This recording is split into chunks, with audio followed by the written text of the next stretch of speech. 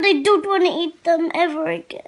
Oh, do you think so? What will you eat instead?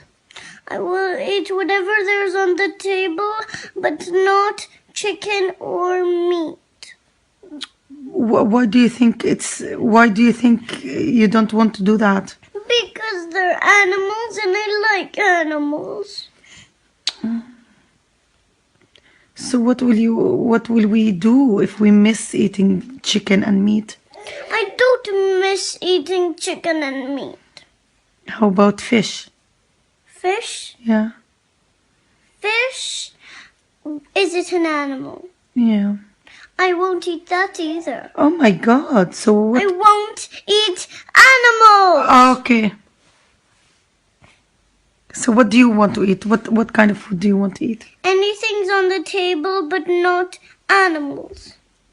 Why do you feel sorry for animals? Because they're nice and I know that we cook them sometimes, which is not very nice. And I know we like to eat animals that we cook, but that's not nice for them. Yeah. Do you think they suffer? I think that they don't really like being cooked in the oven.